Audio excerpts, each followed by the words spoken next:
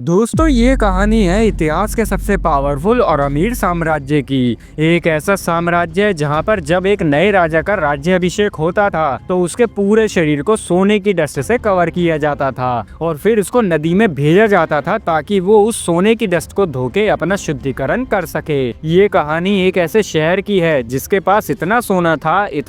था कि कहा जाता है कि वो पूरा शहर ही सोने का बना हुआ था। इस शहर को ढूंढने की जिसने भी कोशिश की वो या तो मर गया या उसको उसी के देश ने गद्दार करार करके उसको फांसी दे दी। एक ऐसा शहर जिसका नाम तो सब जानते थे लेकिन उसकी सच्चाई कोई नहीं जानता। तो दोस्तों आज हम आपको उस शहर की सच्चाई बताने वाले हैं जिसका नाम है एल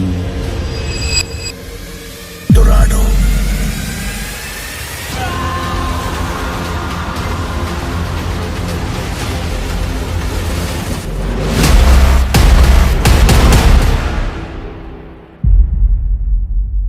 दोस्तों इस कहानी की शुरुआत होती है आज से करीब 3300 साल पहले यानी 1270 बीसी के आसपास, जब साउथ अमेरिका के आइलैंड्स जैसे कि क्विंडिनामार्का और गोएका में कुछ इंडिजीनियस सिविलाइजेशंस रहा करती थी। इन जनजातियों को मुइस्का के नाम से जाना जाता है। हो सकता है आपने इनका नाम ना सुना हो, लेकिन आर्कियोलॉजिकल एक्सपीडिशंस में जिस तरह के सबूत मिले हैं उनके हिसाब से ये जनजाति एडवांसमेंट के मामले में एज़टेक, माया और इनका सिविलाइजेशन के बराबर पाई गई हैं। कई सदियों तक तो लोगों को इनकी एग्जिस्टेंस के बारे में भी नहीं पता था, जैसे कि ये अपने आप को सबसे छुपाने की कोशिश कर रहे हों, और यही फैक्ट इन्हें अब तक की सभी नॉन सिविलाइजेशन से कई गुना ज्यादा मिस्टीरियस बनाता है। आज भी हम इनके बारे में 90% चीजें नहीं जानते। ये हिडन किंगडम दुनिया के सामने पहली बार साल 1537 में आया था, जब स्पेनिश कॉन्क्विस्टेडर्स एक मिथिकल सिटी को ढूंढते हुए कोलंबिया के एंडीज माउंटेन पहुंचे थे। उन्होंने एक ऐसी नदी के बारे में सुना था जहां लॉस्ट सिटी ऑफ गोल्ड के लोग अपना सोना फेंका करते थे, और जब वो 1545 में ग्वाटाविटा लेक गए थे तो उन्होंने उस लेक के सारे पानी को बाल्टी से बाहर निकालना शुरू कर दिया,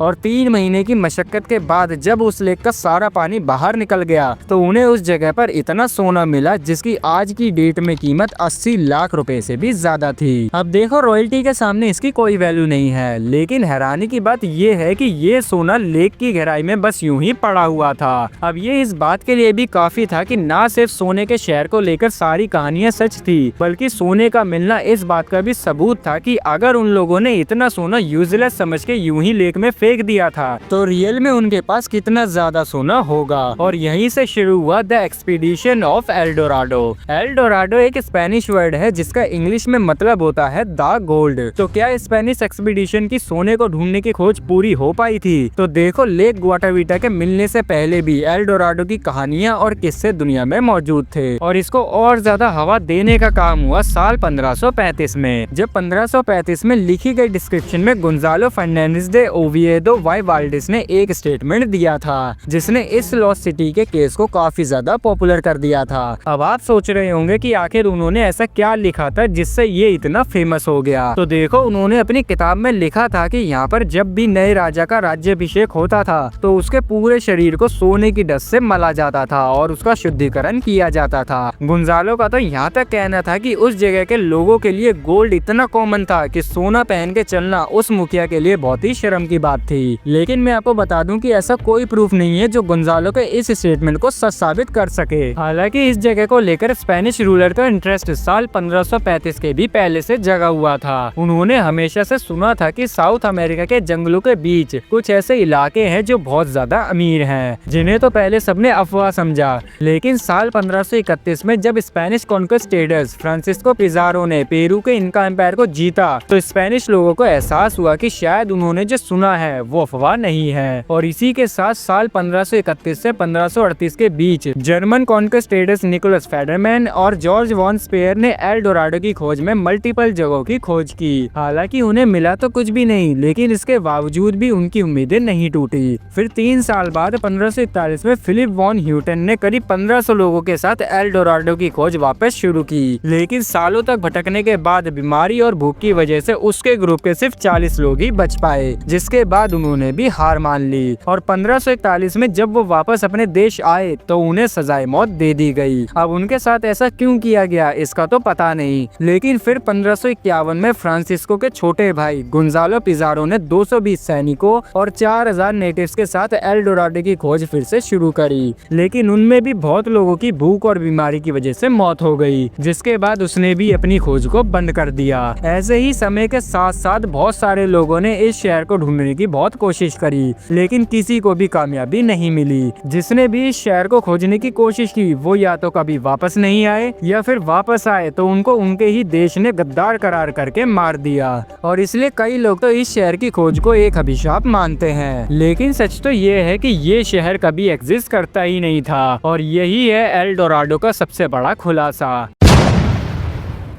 जी हाँ दोस्तों, एल डोराडो ना आज एग्जिस्ट करता है और ना ही कभी पहले किया करता था। अब अगर हम हिस्ट्री में देखें तो इसके बारे में लिखने वाले फर्स्ट जनरेशन राइटर्स ने भी इस टॉपिक को इस तरह से लिखा था जैसे कि वो किसी शख्स की बात कर रहे हैं। अब देखो, एल डोराडो का मतलब सोना तो होता है, लेकिन साथ ही इसका एक और मतलब होता है जो है द गोल्डन मैन, यानी एक ऐसा इंसान जिसके ऊपर सोने की परत चढ़ी हो। जी हाँ दोस्तों, ये कोई सोने का शहर नहीं बल्कि सोने की परत चढ़ा हुआ एक आदमी था। एल डोराडो के बारे में सबसे पहले जिस राइटर ने लिखा था उन्होंने किसी जगह का वर्णन नहीं किया था, बल्कि एक ऐसी प्रथा का वर्णन किया था जिसमें जंगलों के बीच रहने वाले कबीले के लोग अपने नए मुखिया को उसका पद देने के लिए उसे पूरी तरह से गोल्डन डस्ट में कवर करते थे, जिसके बाद वो मुखिया कुछ पुजारियों के साथ लेक ग्वाटाविटा में जाकर अपनी गोल्डन डस्ट धोने के साथ साथ अपनी कुछ सोने की ज्वेलरी और कुछ बेशकीमती चीजों को इस तालाब में डाल देता था, जिसके बाद वो अपने नए जीवन की शुरुआत करता था और इससे उसका शुद्धिकरण भी होता था। अब देखो, ये फैसिनेशन की बात तो थी क्योंकि यूरोप ने कभी सोचा ही नहीं था कि साउथ अमेरिका की जनजातियां इतनी अमीर होती होंगी, जिस वजह से बहुत से राइटर्स एल डोराडो के बारे में कुछ भी लिखने लग गए, जिसमें से गुंजालो फर्नांडिस का एग्जाम्पल मैं आपको पहले ही दे चुका हूँ। अब ऐसे ही जब लेक ग्वाटाविटा से सोना मिला तो पूरी दुनिया ये सोचने लगी कि उस खोए हुए शहर को लेकर जो भी कहा गया है वो सब सच है, और एल डोराडो में जिस चीज पर सोने की परत चढ़े होने की बात कही गई थी वो कोई इंसान नहीं बल्कि एक पूरा का पूरा शहर है। और इसी गलतफहमी की वजह से लोगों को ये लगने लगा कि आज भी अमेज़न जंगलों के बीचों बीच एक सोने का शहर मौजूद है, और यही कारण है कि आज भी बहुत से लोग सोने की उम्मीद में साउथ अमेरिका के जंगलों में घूमते रहते हैं, एक ऐसे शहर की तलाश में जो कभी एग्जिस्ट करता ही नहीं था। तो आपको क्या लगता है, क्या एल डोराडो कभी एग्जिस्ट करता था या ये सिर्फ एक गलतफहमी है? मुझे कमेंट करके जरूर बताना, और अगर आपको ये वीडियो अच्छा लगा हो तो वीडियो को लाइक कर देना और अपने दोस्तों के साथ शेयर कर देना, और ऐसी ही और मजेदार वीडियोस देखने के लिए हमारे चैनल को सब्सक्राइब करके बेल आइकन को भी प्रेस कर देना, जिससे आने वाली हर वीडियो का नोटिफिकेशन आपको मिलता रहे। हम जल्दी मिलेंगे एक और मजेदार वीडियो के साथ, तब तक आप अपना और अपने परिवार का ध्यान रखें।